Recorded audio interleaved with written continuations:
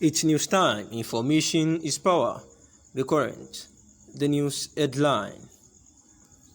Government declares state of emergency. The news in full.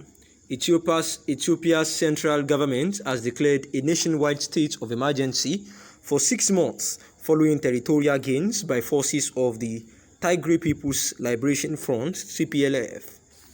Among other things, the state of emergency allows for roadblocks to be established, transport services to be disrupted, curfews to be imposed, and for military to take over in certain areas, according to the Council of Ministers. Anyone suspected of having links with the terrorist group could also be detained without any court warrant under the measures. Earlier, the authorities called on residents of Addis Ababa to mount an armed defense of their residential areas. Kenny Yadeta, a senior city official, said firearms need to be registered with the police within the next 2 days. He also called upon all parts of Ethiopian society to cooperate. In the past few days, the Ethiopian military was forced to withdraw from the important cities in the Amhara region, which borders the capital in the conflict with the TPLF. Together with rebels from the Oromo Liberation Army, Ola, the TPLF was able to gain access to one of the most important highways in the country and is now advancing on Addis Ababa. A spokesperson for Antonio Guterres said that the United Nations Secretary General was extremely concerned by the development. He said that the stability of Ethiopia and the wider region is now at stake. Meanwhile, U.S. President Joe Biden told Congress in a letter that Ethiopia's duty-free trade access to the United States was being suspended for gross violation of human rights. The United States on Tuesday advised its citizens not to travel to the African country in updated travel advice due to armed conflict, civil unrest, communications disruptions, crime, and potentials for terrorism and kidnapping in border areas. Travel to Ethiopia is unsafe at this time due to the ongoing armed conflict. Incidents of civil unrest and ethnic violence may occur without warning, and further escalation is likely.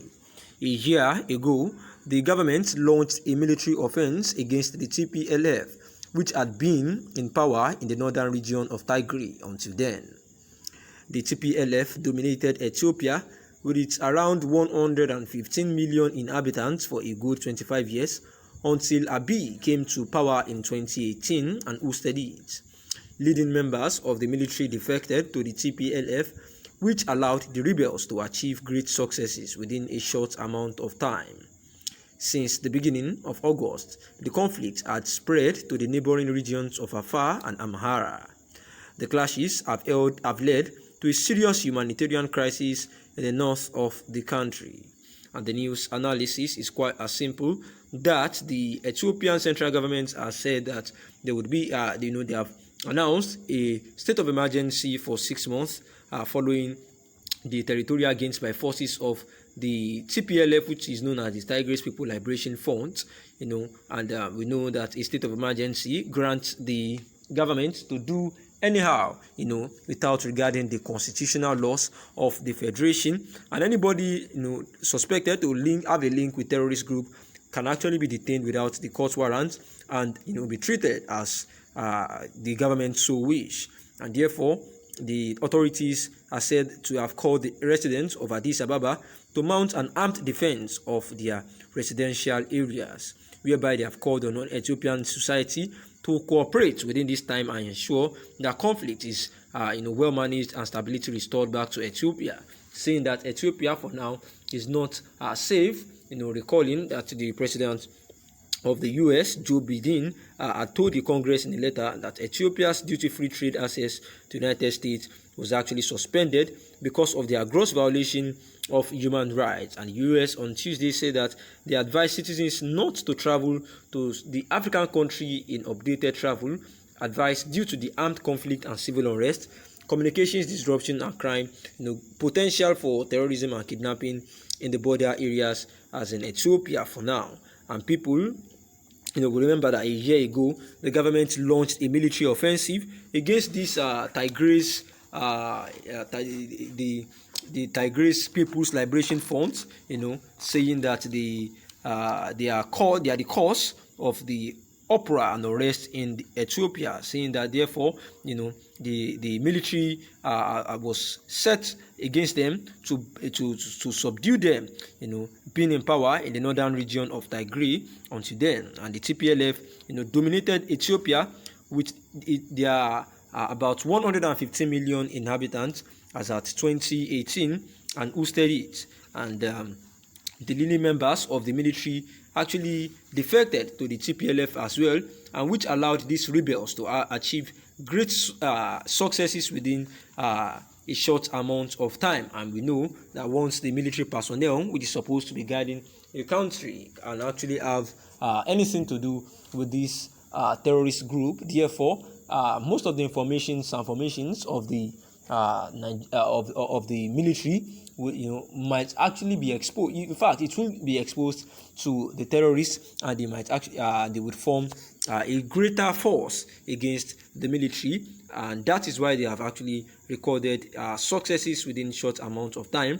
And since the beginning of August, the conflict was said to have spread to the neighboring regions of Afar and Amhara, where they said that the clashes have led to serious humanitarian crisis, which is one of the reasons why the important cities in Amhara region, which borders the capital in the conflict with the TPLF, was forced. The Ethiopian military was forced to withdraw from these places because of the conflicts with the TPLF, and together with the rebels from the Oromo Liberation Army, known as Ola, the TPLF were able to even gain access to one of the most important highways in the country, and it is reported that for now they are advancing to Addis Ababa. There was a spokesperson for Antonio Guterres, where he said that the United Nations Secretary Antonio Guterres was extremely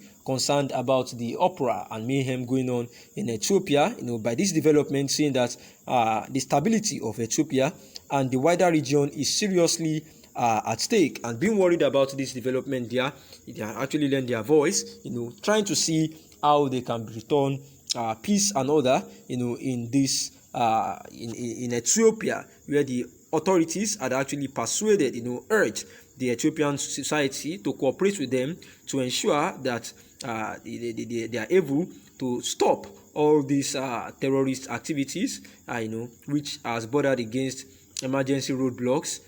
Transport services as well has been disrupted. A whole lot of curfews imposed, because the military are set to take over, and this is one of the reasons why I said that Joe Biden, President of the United States, had actually, said that the Ethiopia should actually be suspended from having any access to their trade with them for gross violations of human rights. Thanks for listening.